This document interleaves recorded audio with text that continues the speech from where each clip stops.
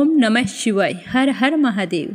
आज माघ मास के कृष्ण पक्ष की चतुर्दशी तिथि और मंगलवार का दिन है और आज शाम 7:32 पर अमावस्या तिथि की शुरुआत हो जाएगी। माघ के महीने में आने वाली अमावस्या तिथि को मौनी अमावस्या के नाम से जाना जाता है और इस अमावस्या तिथि का समापन कल यानी कि 29 जनवरी बुधवार को शाम 6:05 पर होगा। तो आप सभी के मंगल जीवन की कामना करते हुए शुरू करते हैं आज की कथा। बोलो गणेश भगवान की जय हो। एक बार एक नगर में एक मालिन रहती थी। बीमारी के चलते उसके पति की मौत हो चुकी थी। उसके एक 4 साल का बेटा था। वह उसी के सहारे अपना जीवन यापन करती थी। उसकी सास बहुत ही कठोर हृदय वाली थी। हमेशा अपनी बहू को ताने मारती, कहती कलंकनी निर्भाग कहीं की मेरे बेटे को खा गई। वो चाहे कितना भी काम करे, अपनी सासू माँ की सेवा करे, पर उसकी सास के मुख से कभी भी उसके लिए एक प्यार का शब्द भी नहीं निकला। उसे दुखी देखकर उसकी सास को कभी भी दुख नहीं होता। वो कभी नहीं सोचती कि इस उम्र में पति को गंवाने के बाद बेचारी कितनी दुखी रहा करती होगी। इन सब बातों को नज़रअंदाज करते हुए वह हर समय अपनी बहू के साथ लड़ाई करती थी, जितनी हो सके तकलीफ देती थी। फिर भी उसकी बहू सामने बोलकर कुछ नहीं कहती, तो इतने से भी उसकी सास का मन नहीं भरा।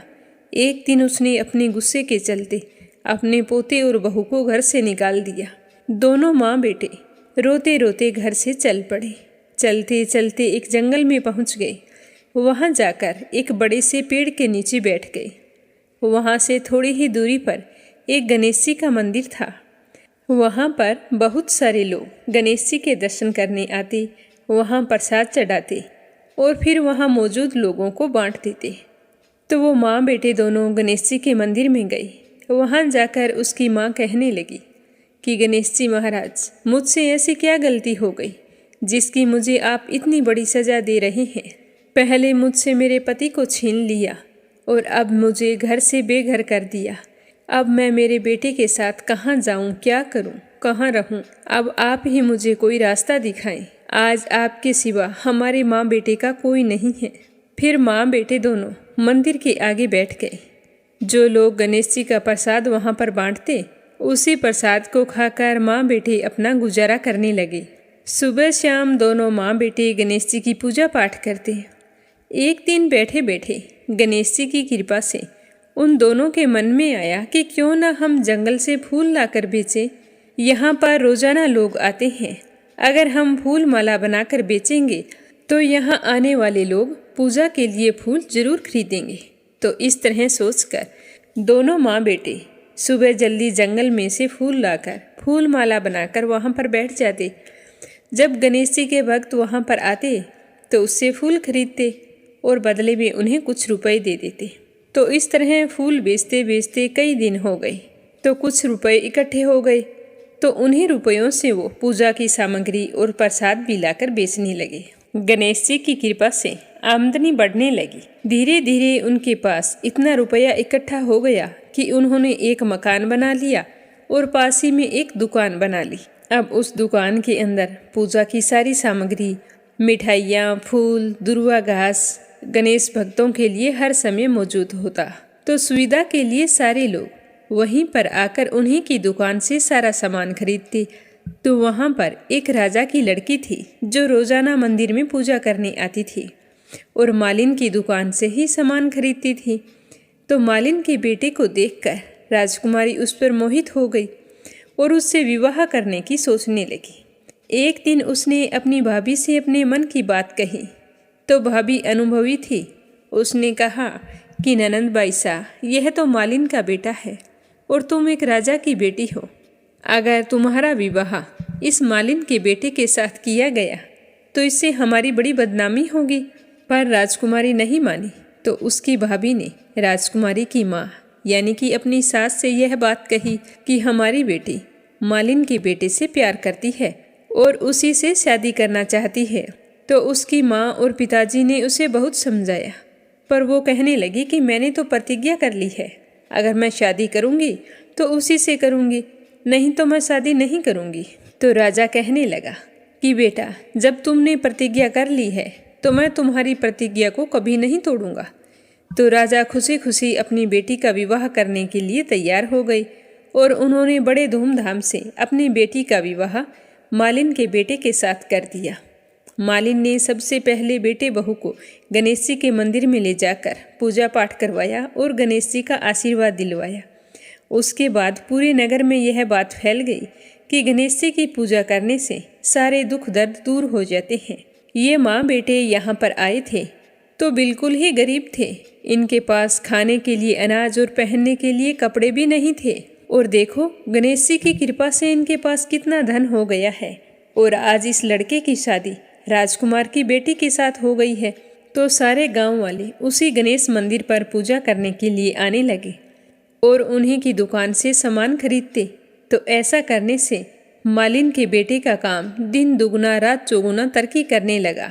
और उधर जिस दिन से मालिन की सास ने उन माँ बेटे को घर से निकाला था, उसी दिन से उसके अन्नदाता रूठ गए थे।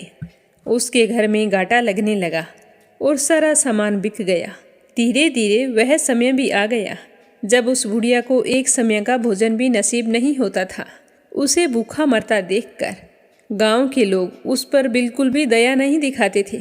कहते थे कि अपनी बेचारी विधवा बहू को किस तरह से लड़ाई करके इसने घर से बाहर निकाल दिया है, तो अपनी करनी का फल भुगत रही है। वो तो बेचारी आज ना जाने कहाँ होगी। पहले तो भगवान ने उससे उसका पति छीन लिया और फिर एकमात्र घर का सहारा था जो इस बुढ़िया ने छीन लिया। तो यह सुनकर बुढ़िया को अपने किए पर बहुत ही पछतावा होता और गांव वालों की बेरुखी देखकर एक दिन वो रोती बिलखती गांव छोड़कर निकल गई और चलते चलते उसी जंगल में पहुंच गई जहां गणेश जी का मंदिर था। वहां पहुंचकर मालिन के बेटे से कहने लगी कि बेटा, मैं तो कई दिनों से भूखी हूँ, मुझे 2 वक्त की रोटी दे दिया करो, इसके बदले में मैं तुम्हारा सारा काम कर दूंगी।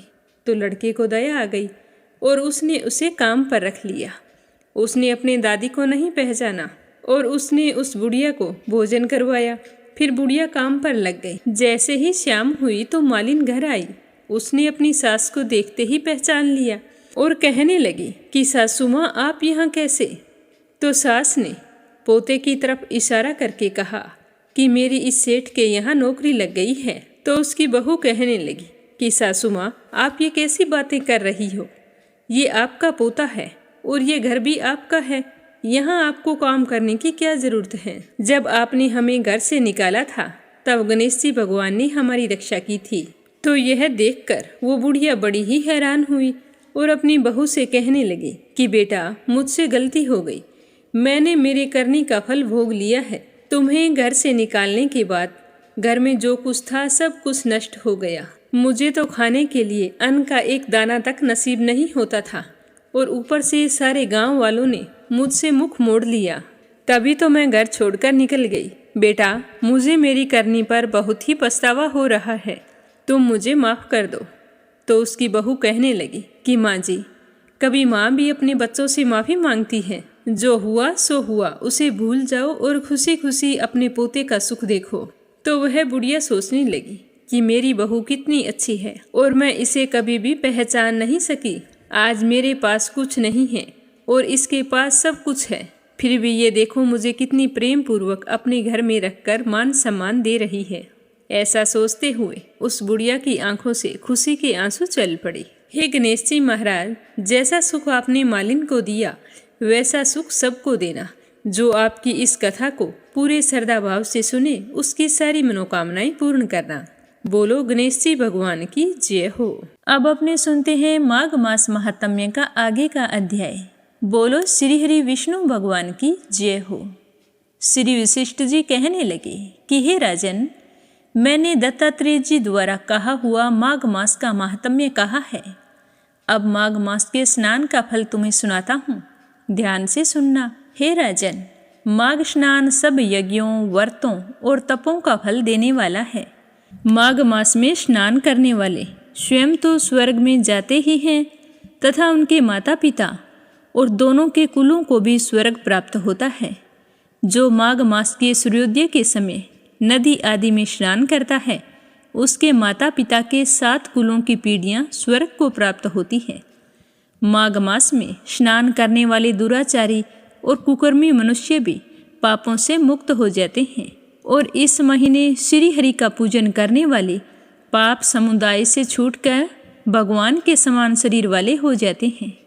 यदि कोई आलस से भी माघ के महीने में स्नान करता है तो उसके सारे पाप नष्ट हो जाते हैं।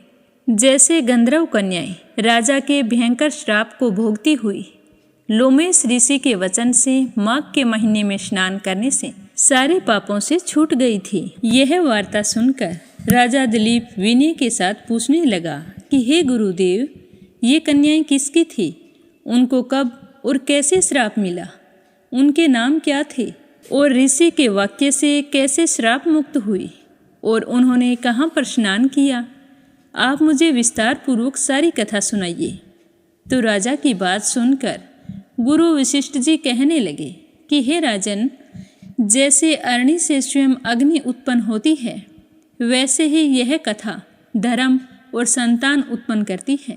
हे राजन, सुख संगीत नामक गंधर्व की कन्या का नाम विमोहिनी था। सुशीला तथा सवर वेदी की सुंबरा, चंद्रकांत की सुतारा तथा सुप्रभा की कन्या चंद्रिका, ये 5 सब समान आयु वाली तथा चंद्रमा के समान कांति वाली और सुंदर थी। जैसे रात्रि को चंद्रमा शोभायमान होता है, वैसे ही पुष्प की कलियों के समान खिली हुई ये अप्सराएं थी। ऊंचे पयोधर वाली, वैशाख मास की कामिनी यौवन दिखाती हुई, नवीन पत्तों वाली लता के समान गोरे रंग, सोने के समान चमकती हुई और सोने के अलंकारों से सुशोभित सुंदर वस्त्र धारण किए हुए, अनेक प्रकार के गाने और वीणा अथवा बांसुरी तथा दूसरे बाजे बजाने में प्रवीण और ताल स्वर तथा नृत्य कला में निपुण थी। इस प्रकार वे कन्याएं क्रीड़ा करती हुई कुबेर के स्थान में विचरती थी। एक समय कौतुकवश माघ मास में एक वन से दूसरे वन में विचरती हुई मंदिर के पुष्प तोड़कर सरोवर पर गौरी पूजन के लिए गई। स्वच्छ जल में स्नान किया और मौन होकर बालू मिट्टी की गोरी बनाकर चंदन, कपूर, कुमकुम और सुंदर कमलों से उपचार सहित पूजन करके ये 500 कन्याएं ताल नृत्य करने लगी। फिर ऊंचे गांधार स्वर में सुंदर गीत गाने लगी। जब ये कन्याएं नाचने और गाने में लीन थी तो उसी समय आछोद नामक उत्तम तीर्थ में वेदनिधि नाम के मुनि के पुत्र अग्नि ऋषि स्नान करने के लिए आए। तो वह युवा ऋषि सुंदर मुख, कमल के समान नयन, विशाल छाती, सुंदर भुजाओं वाला दूसरे कामदेव के समान था। शिखा सहित दंड लिए, मृग चर्म ओढ़े, यज्ञोपवीत धारण किए हुए था। उसको देखकर वे 500 कन्याएं मुग्ध हो गई। उसका रूप और यौवन देखकर कामदेव से पीड़ित हो गई और देखो देखो कहकर उस ब्राह्मण के चित्त में कामदेव का डर उत्पन्न करने लगी और आपस में विचार करने लगी कि यह कौन है? अकेला है। अगर कामदेव होता तो रति 7 होती, तो ये कामदेव तो नहीं है। अश्विनी कुमार भी नहीं हो सकता, क्योंकि अश्विनी कुमार अकेले नहीं होते। यह कोई गंधर्व है या किन्नर या काम रूप धारण करके कोई सिद्ध या किसी ऋषि का श्रेष्ठ पुत्र या फिर कोई मनुष्य है। कोई भी हो, पितामह ने इसे हमारे लिए ही बनाया है। जैसे पूर्व कर्म के प्रभाव से संपत्ति प्राप्त होती है, वैसे ही गौरी जी ने हम कुमारियों के लिए श्रेष्ठ वर दिया है। और फिर आपस में कि यह वर तुम्हारा है या मेरा है या हम सबका है, ऐसा कहने लगी। जिस समय उस ऋषि पुत्र ने अपनी मध्याह्न की क्रिया करके ऐसे वचन सुने तो वह सोचने लगा कि यह तो बहुत बड़ी समस्या उत्पन्न हो गई। ब्रह्मा, विष्णु, महेश आदि देवता तथा बड़े योगेश्वर भी स्त्रियों के भ्रम जाल में मोहित हो गए हैं। इनके तीक्ष्ण बाणों से किसका मन रूपी हिरण घायल नहीं हो सकता। जब तक नीति और बुद्धि रहती है तब तक पाप से भय रहता है। जब तक की गंभीरता रहती है, यम विधि का पालन होता है, तब तक मनुष्य स्त्रियों के काम रूपी बाणों से बिंदा नहीं जाता। ये मुझे उन्मत्त और मुग्ध कर रही है। किन गुणों से धर्म की रक्षा हो सकती है? स्त्रियों के मांस, रक्त, मल मूत्र से बने घृणित और अशुद्ध शरीर में कामी लोग ही सुंदरता की कल्पना करके रमण कर सकते हैं। शुद्ध बुद्धि वाले महात्माओं ने स्त्रियों के पास रहना कष्टकारक बताया है। इसीलिए जब तक ये मेरे पास आए मुझे यहाँ से चले जाना चाहिए। तो वे सारी की सारी उसके पास आई। उससे पहले वह योग बल के द्वारा अंतर्ध्यान हो गया। ऋषि पुत्र के ऐसे अद्भुत कर्म को देखकर वो सारी हैरान हो गई और डर कर चारों ओर देखने लगी और आपस में कहने लगी कि ये क्या था? क्या यह इंद्रजाल था जो देखते ही देखते विलीन हो गया? और वो सारी विरह की अग्नि में जलने लगी और कहने लगी कि हे कांत, तुम हमको छोड़कर कहाँ चले गए? क्या तुमको ब्रह्मा ने हमको विरह रूपी अग्नि में जलाने के लिए बनाया था? क्या तुम्हारा चित्त दया रहित है जो हमारा चित्त दुखाकर इस तरह चले गए? क्या तुमको हमारा विश्वास नहीं? क्या तुम कोई मायावी हो? बिना किसी अपराध के हम लोगों पर क्यों क्रोध करते हो? तुम्हारे बिना हम जी नहीं पाएंगे। जहाँ पर आप गए हो हमें शीघ्र ले चलो, हमारा संताप हरो और हमें दर्शन दो। सज्जन लोग किसी का नाश नहीं देखते। वो पांचों कन्याएं इस प्रकार विलाप करती हुई बहुत देर तक उसकी प्रतीक्षा करती रही। उसके ना लौटने पर निराश होकर अपने अपने घर लौट आई। जब वो अपने घर आई तो माताओं ने पूछा कि आज तुम इतनी देरी से क्यों आई हो? तो सारी कन्याओं ने कहा कि हम किन्नरियों के साथ क्रीड़ा करती हुई सरोवर पर चली गई थी और कहने लगी कि आज हम थक गई हैं। यह कहकर वो सारी की सारी उदास होकर लेट गई। आज का अध्याय समाप्त हुआ। कल के अध्याय में सुनेंगे कि आगे क्या हुआ। श्रद्धा भाव से सुनते रहिए। अब अपने सुनते हैं भागवत कथा का आगे का अध्याय। श्रद्धा भाव से सुनते रहिए। बोलो श्री हरि विष्णु भगवान के अनंत स्वरूपों की जय हो। बोलो भागवत कथा की जय हो। पिछले अध्याय में अपने सुना कि ऋषियों ने बलराम जी से कहा था कि इलवल का पुत्र बलवल नाम का एक भयंकर दानव है। वह प्रत्येक पर्व पर इस पर्वत पर आ पहुँचता है। वो यहाँ आकर पीप, खून, विष्टा, मूत्र, श्राप और मांस की वर्षा करता है। तो हे यदुनंदन, आप उस पापी को मार डालिए। हम लोगों की यह बहुत बड़ी सेवा होगी। तो जिस तरह ऋषियों ने बताया था, पर्व का दिन आने पर बड़ा भयंकर अंधड़ चलने लगा, धूल की वर्षा होने लगी और चारों ओर से पीप की दुर्गंध आने लगी। इसके बाद यज्ञशाला में बलवल दानव ने मल मूत्र आदि अपवित्र वस्तुओं की वर्षा की। उसके बाद हाथ में त्रिशूल लिए वह स्वयं दिखाई पड़ा। उसका डील डोल बहुत बड़ा था। ऐसा जान पड़ता था मानो ढेर का ढेर कालिक इकट्ठा किया हुआ हो। उसकी चोटी और दाढ़ी मूंछ तपे हुए तांबे के समान लाल लाल थे। बड़ी बड़ी दाढ़ों और बोहों के कारण उसका मुख बड़ा ही भयानक लग रहा था। उसे देखकर भगवान बलराम जी ने स्त्रु सेना की कुंदी करने वाले मुसल और दैत्यों को चीर फाड़ डालने वाले हल का स्मरण किया। उनके स्मरण करते ही वे दोनों शस्त्र वहां पर तुरंत पहुंच गए। बलराम जी ने आकाश में विचरने वाले बलवल दैत्य को अपने हल के अगले भाग से खींचकर उस ब्रह्माद्रोही के सर पर बड़े क्रोध से एक मुसल कसकर जमाया, जिससे उसका ललाट फट गया। वह खून उगलता हुआ आर्त स्वर से चिल्लाता हुआ धरती पर बैठ गया। ठीक वैसे ही जैसे वज्र की चोट खाकर गेरू आदि से लाल हुआ कोई पहाड़ गिर रहा हो। नेमी शरण्य महाभाग्यवान मुनियों ने बलराम जी की स्तुति की, उन्हें कभी न व्यर्थ होने वाले आशीर्वाद दिए और जैसे देवता लोग देवराज इंद्र का अभिषेक करते हैं, ठीक वैसे ही उनका अभिषेक भी किया। इसके बाद ऋषियों ने बलराम जी को दिव्य वस्त्र और दिव्य आभूषण दिए तथा एक ऐसी वैजयंती माला भी दी जो सौंदर्य का आश्रय एवं कभी न मुरझाने वाले कमल के फूलों से युक्त थी। उसके बाद नेमी शरण्य ऋषियों से विदा होकर उनकी आज्ञा अनुसार बलराम जी ब्राह्मणों के साथ कौशिक नदी के तट पर गए। वहां स्नान करके वे उस सरोवर पर गए जहां से सरयू नदी निकलती है। वहां से सरयू के किनारे किनारे चलने लगे। फिर उसे छोड़कर प्रयाग में आ गई और वहां आकर स्नान किया तथा देवता, ऋषि एवं पितरों का तर्पण करके वहां से पुला आश्रम चले गए। वहां से गंडकी, गोमती तथा विपाशा नदियों में स्नान करने के बाद वे सोन नंद के तट पर गए और वहां स्नान किया। इसके बाद गया में जाकर पितरों का वासुदेव जी के आज्ञा अनुसार पूजन यजन किया। उसके बाद गंगा सागर संगम पर गए, वहां भी जाकर स्नान किया। तीर्थ कृत्यों से निवृत्त होकर महेंद्र पर्वत पर चले गए। वहां परशुराम जी का दर्शन और अभिवादन किया।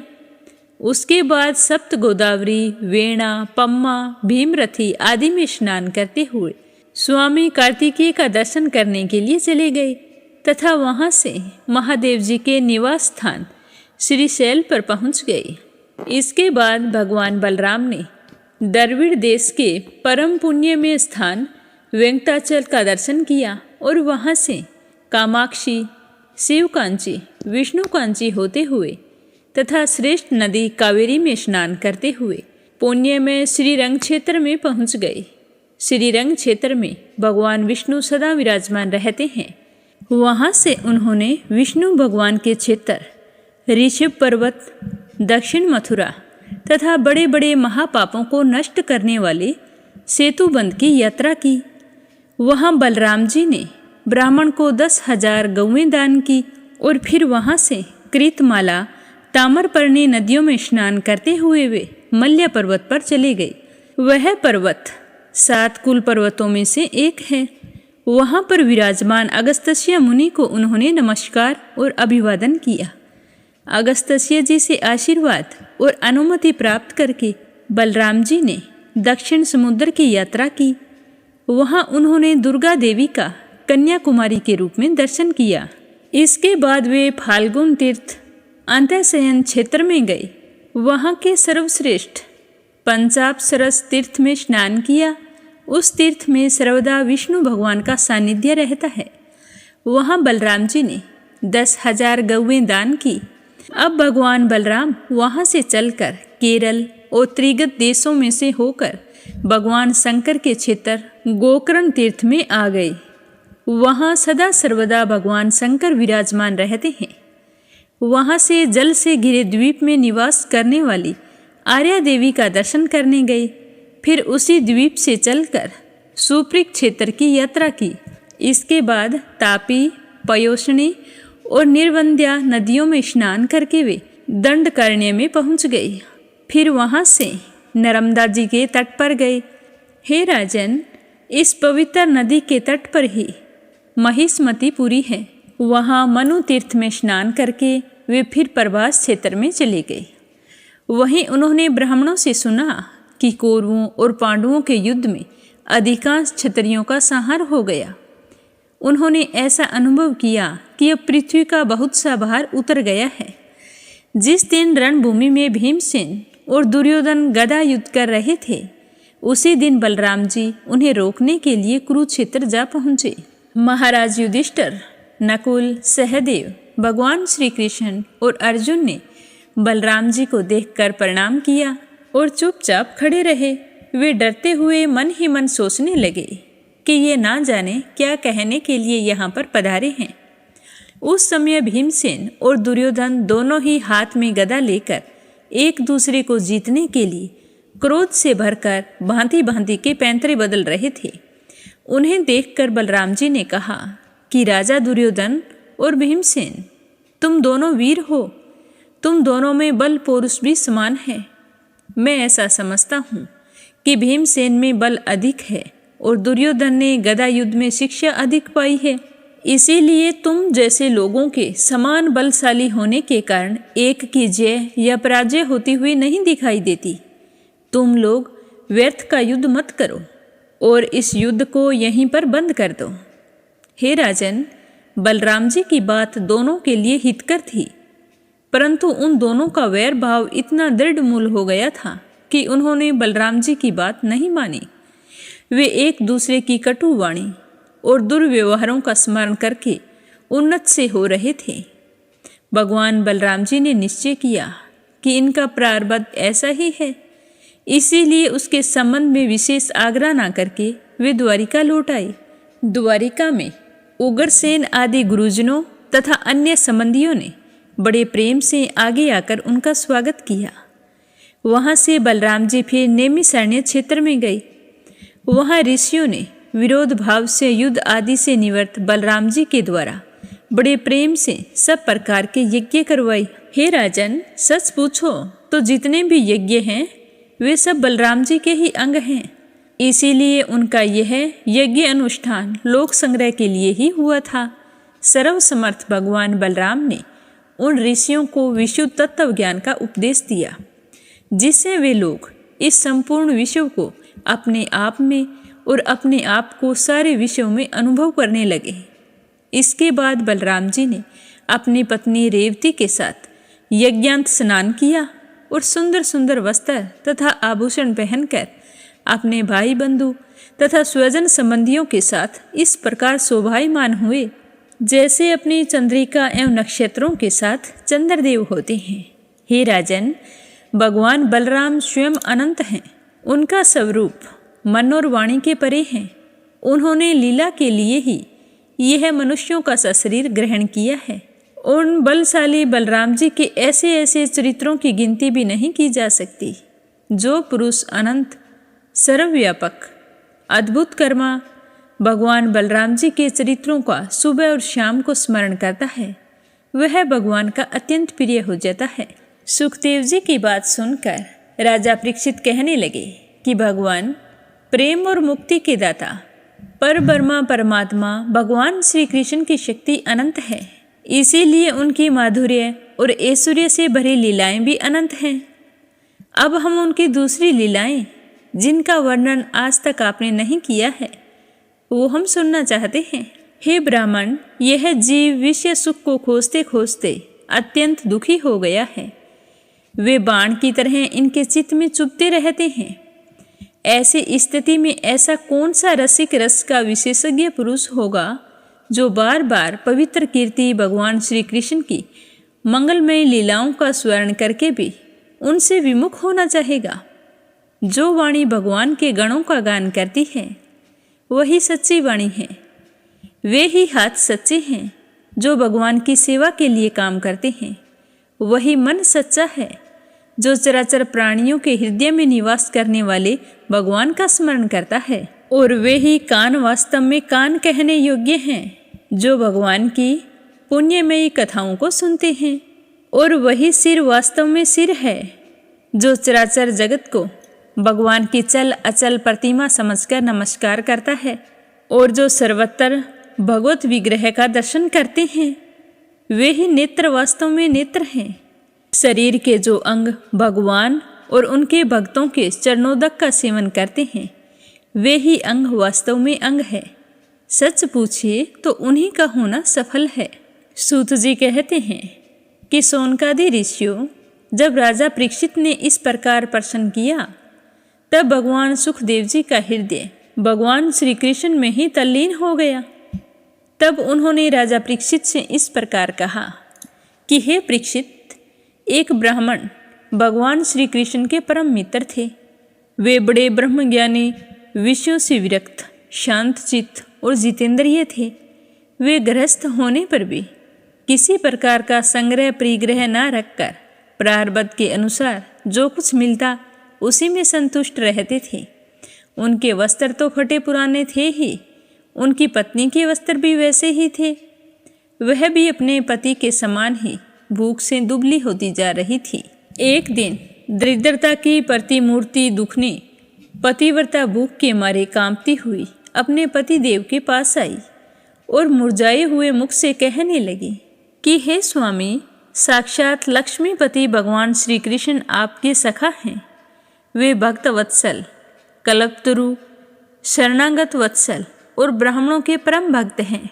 परम भाग्यवान आर्यपुत्र वे साधु संतों के, सत्पुरुषों के एकमात्र आश्रय हैं।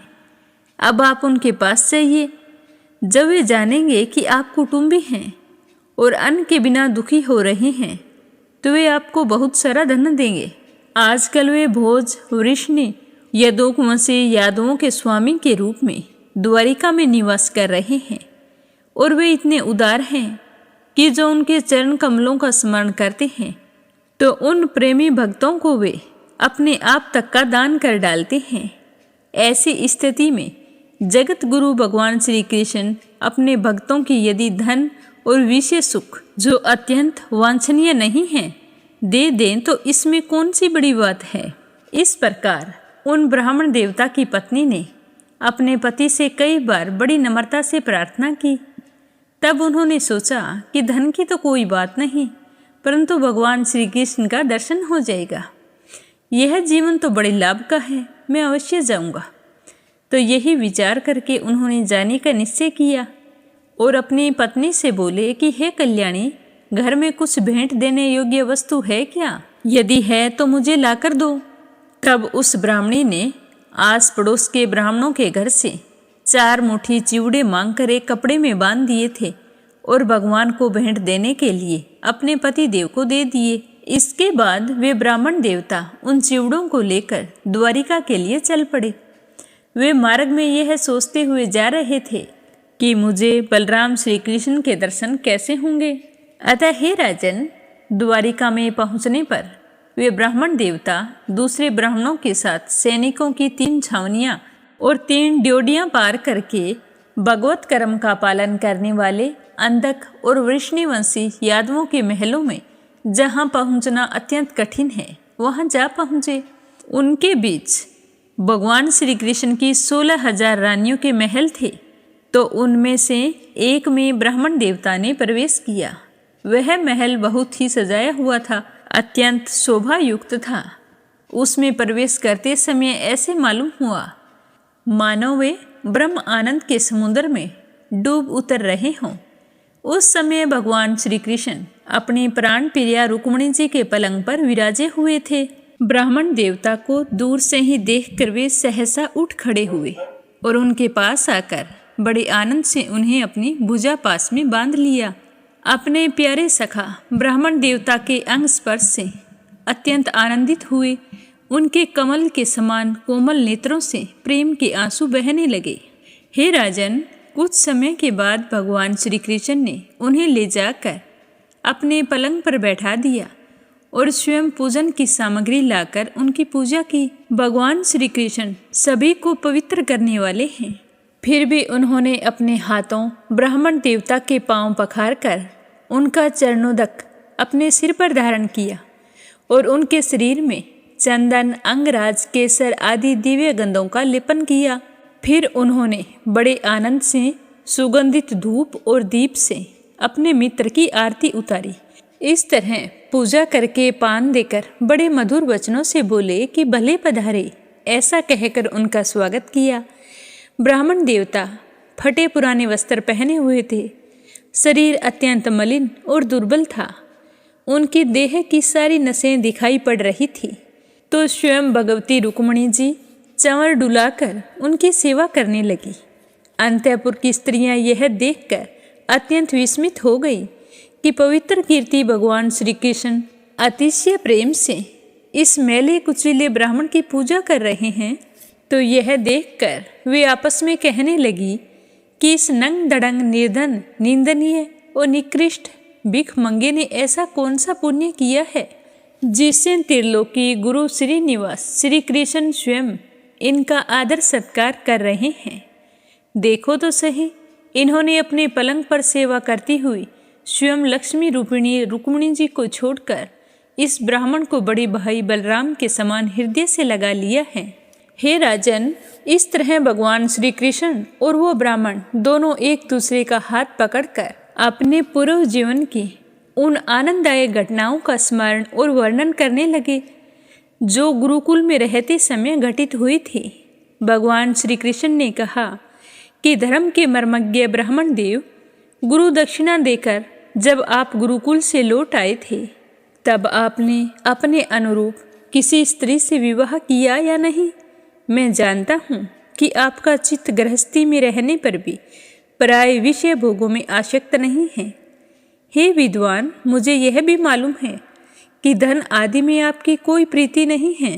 इस जगत में विरले ही ऐसे लोग होते हैं जो भगवान की माया से निर्मित विषय संबंधी वासनाओं का त्याग कर देते हैं और चित्त में विषयों की तनिक भी वासना ना रहने पर भी मेरे समान केवल लोक शिक्षा के लिए कर्म करते रहते हैं।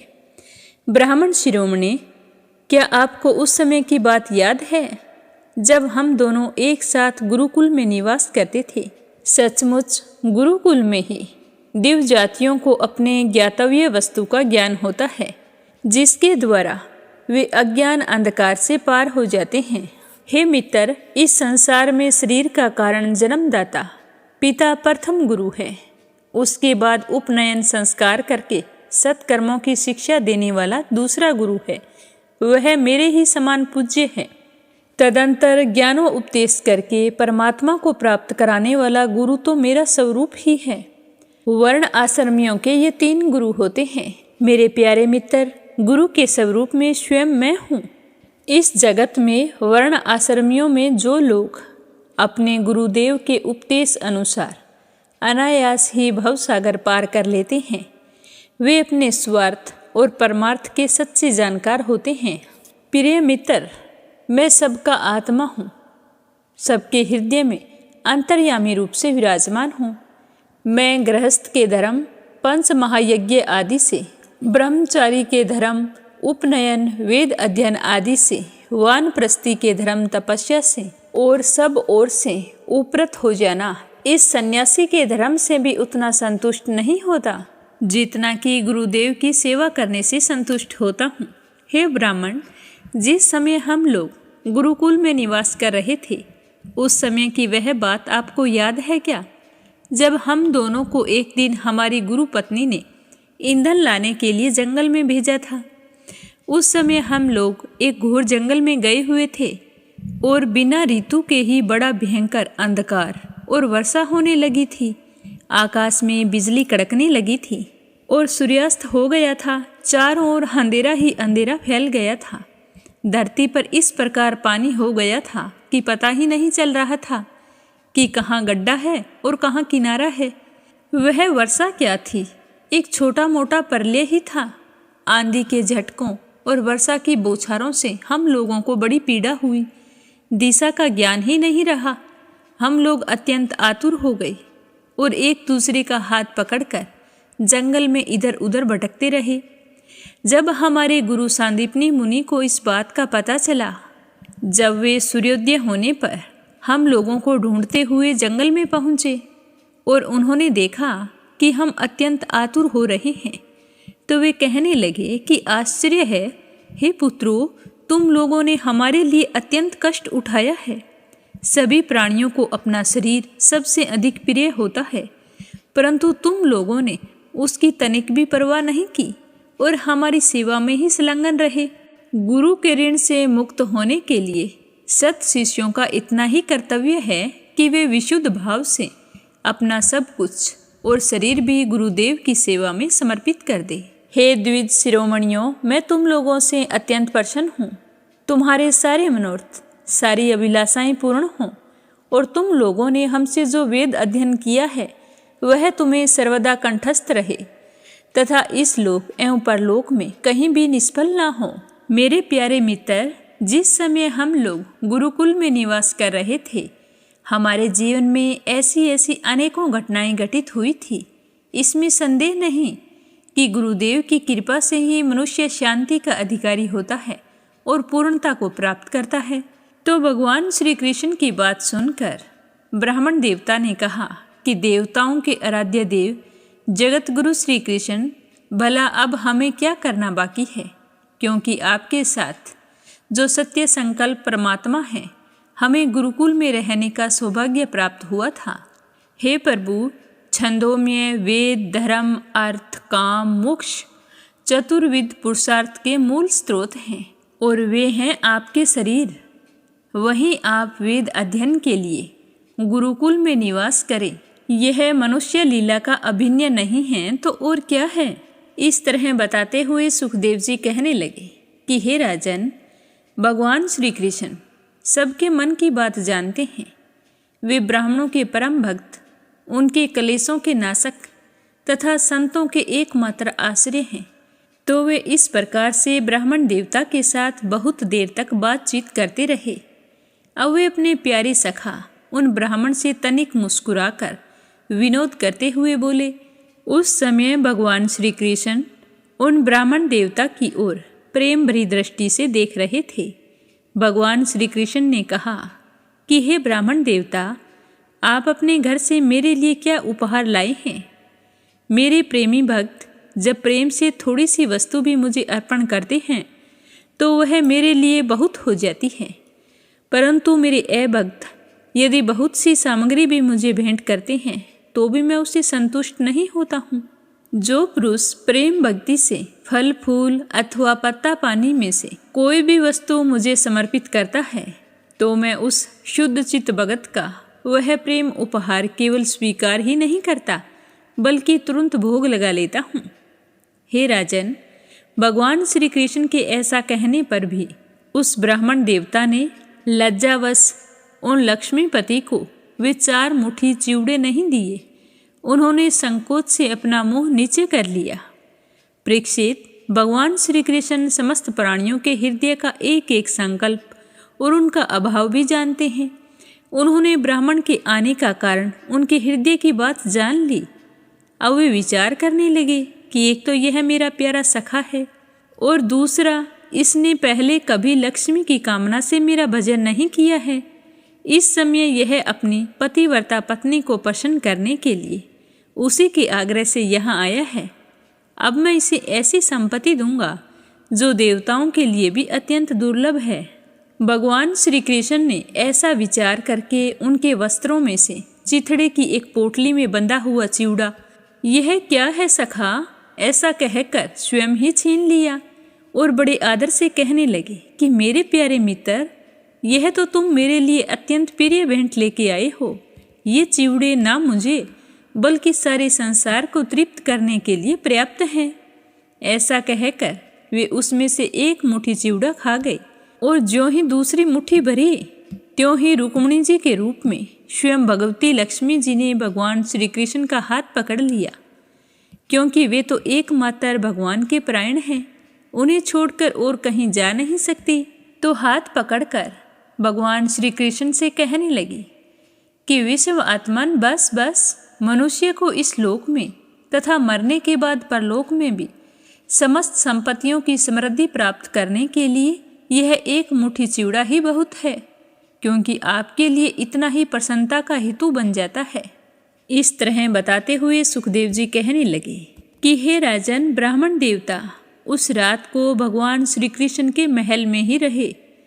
वहाँ उन्होंने बड़े आराम से खाया पिया और ऐसा अनुभव किया कि मानो मैं बैकुंठ में ही पहुँच गया हूँ। श्री कृष्ण से ब्राह्मण को प्रत्यक्ष रूप में कुछ भी नहीं मिला, फिर भी उन्होंने उनसे कुछ नहीं मांगा।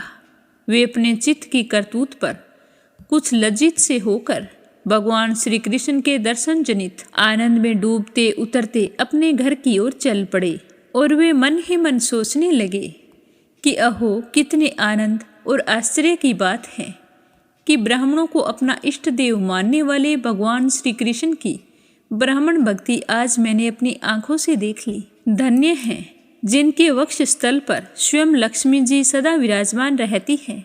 आज उन्हीं भगवान श्री कृष्ण ने मुझ अत्यंत दरिद्र को अपने हृदय से लगा लिया।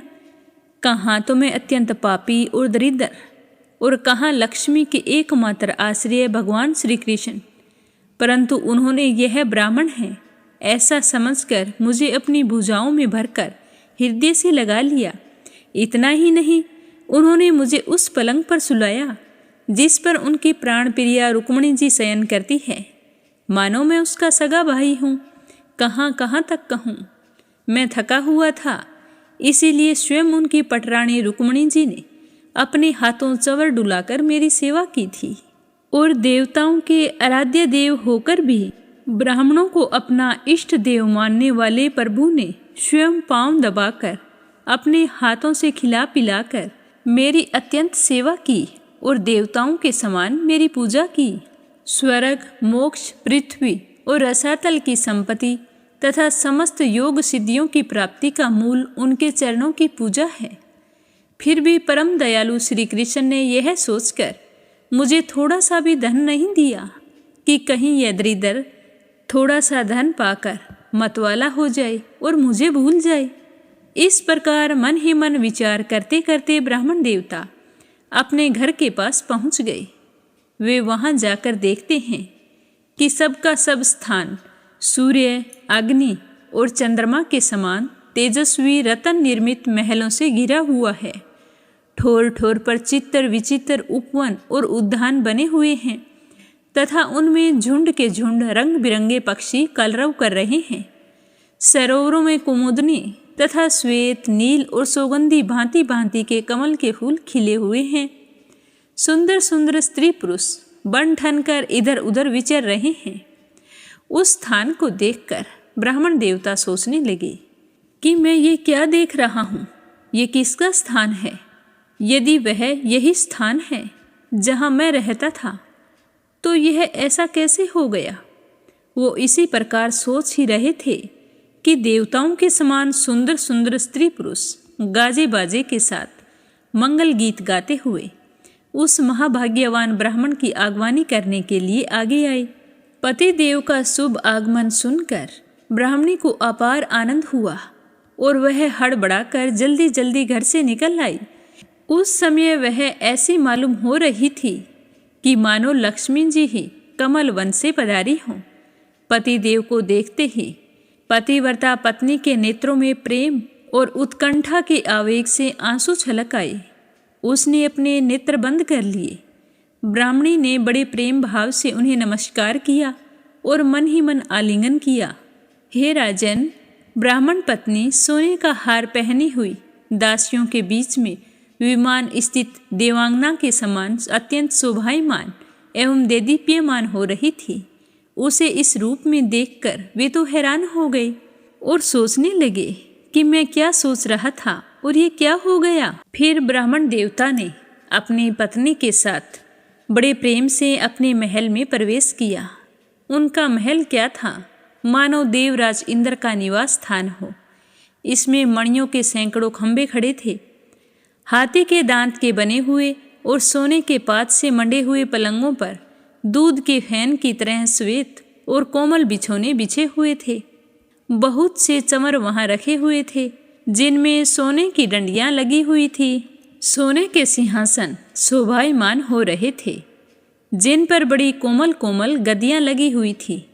ऐसे चंदोए भी झिलमिला रहे थे जिनमें मोतियों की लड़ियां लटक रही थी। स्फटिक मणि की स्वच्छ दीवारों पर पन्ने की पचिकारी की हुई थी। रतन निर्मित स्त्री मूर्तियों के हाथों में रत्नों के दीपक जगमगा रहे थे। इस प्रकार समस्त संपत्तियों की समृद्धि देखकर और उसका कोई प्रत्यक्ष कारण ना पाकर बड़ी गंभीरता से ब्राह्मण देवता विचार करने लगे कि मेरे पास इतनी संपत्ति कहाँ से आ गई। वे मन ही मन कहने लगे कि मैं जन्म से ही भाग्यहीन और दरिद्र हूँ। फिर मेरी इस संपत्ति समृद्धि का क्या कारण है? अवश्य ही परम ऐश्वर्यशाली यदुवंश शिरोमणि भगवान श्री कृष्ण के कृपया कटाक्ष के अतिरिक्त और कोई कारण नहीं हो सकता। यह सब उनकी करुणा की ही देन है। स्वयं भगवान श्री कृष्ण पूर्ण काम और लक्ष्मीपति होने के कारण अनंत भोग सामग्रियों से युक्त हैं। इसीलिए वे याचक भगत को उसके मन का भाव जानकर बहुत कुछ दे देते हैं और समझते हैं कि थोड़ा ही दिया है, इसीलिए सामने कुछ नहीं कहते।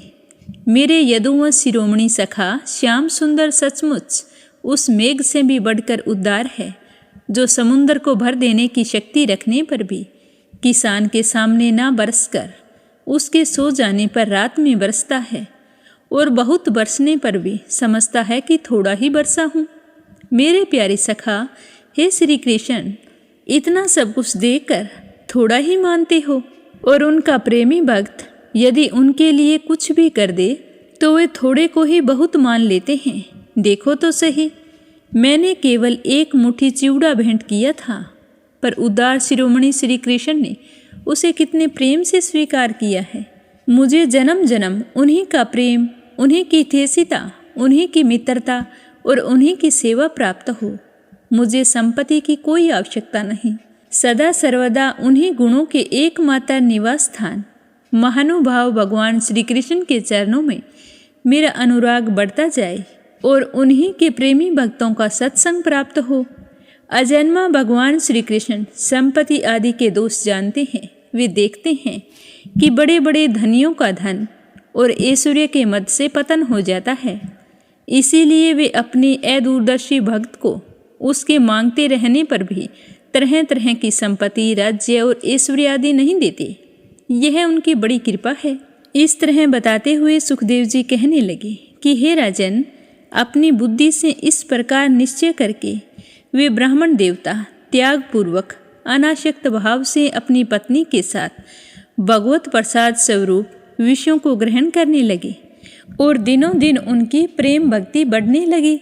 देवताओं के भी आराध्य देव, भक्त भयहारी, यज्ञपति, सर्वशक्तिमान भगवान स्वयं ब्राह्मणों को अपना प्रभु, अपना इष्ट देव मानते हैं। इसीलिए ब्राह्मणों से बढ़कर और कोई भी प्राणी जगत में नहीं है। इस प्रकार भगवान श्री कृष्ण के प्यारे सखा उस ब्राह्मण ने देखा कि यद्यपि भगवान अजित हैं, किसी के अधीन नहीं हैं, फिर भी वे अपने सेवकों के अधीन हो जाते हैं, उनसे पराजित हो जाते हैं। अब वे उन्हीं के ध्यान में तन्मय हो गई। ध्यान के आवेग से उनकी अविद्या की गांठ कट गई और उन्होंने बहुत थोड़े ही समय में भगवत का धाम, जो कि संतों का एकमात्र आश्रय है, प्राप्त किया। हे परीक्षित, ब्राह्मणों को अपना इष्ट देव मानने वाले भगवान श्री कृष्ण की इस ब्राह्मण भक्ति को जो कोई पढ़ता है, सुनता है, उसे भगवान के चरणों में प्रेम भाव प्राप्त हो जाता है और वह कर्म बंधन से मुक्त हो जाता है। प्रेम से बोलो श्री कृष्ण भगवान की जय हो। श्री हरि विष्णु भगवान के अनंत स्वरूपों की जय हो। भागवत कथा की जय हो। तो आज की कथा को यहीं पर विराम देते हैं। आगे का अध्याय सुनेंगे कल की कथा में।